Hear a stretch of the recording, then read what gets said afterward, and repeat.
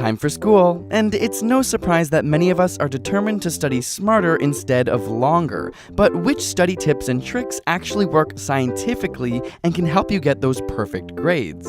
First up, research shows that study sessions are most effective in small, short chunks. Instead of cramming in a 10-hour study session, it's much more effective to spread it out into 20, 30-minute sessions over a few weeks.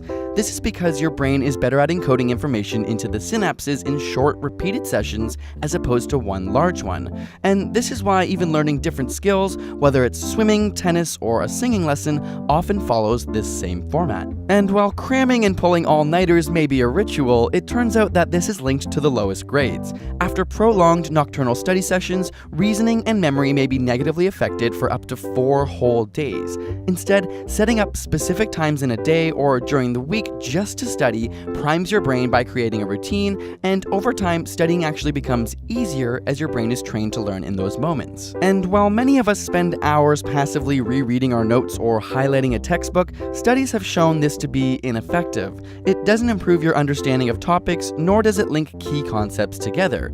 It can even be detrimental as it draws your attention to less important information. Flashcards, on the other hand, are proven to be excellent memory reinforcement tools, whether during your scheduled study times or during off times like a bus ride home. It also helps to have a specific goal for each study session. Instead of aimlessly studying, pick one aspect you'll focus on, whether it's balancing chemical equations or learning how to conjugate French verbs. If you can't explain it simply, then you don't understand it well enough.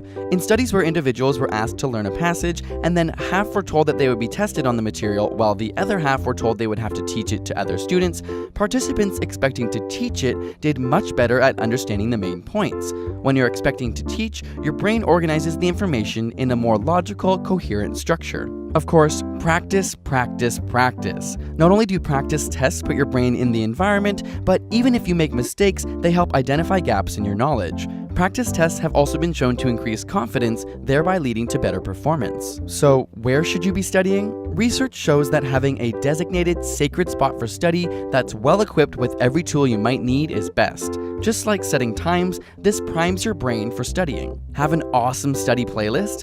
Not so fast. While some studies have shown that certain types of classical music can help improve concentration, a recent study has shown that learning with rhythmic background noise can be detrimental to focus, and those not using music fared much better. And if you haven't already, put away your phone. This is a no-brainer, but your texts and social media notifications severely decrease concentration. Of course, exams can be extremely stressful,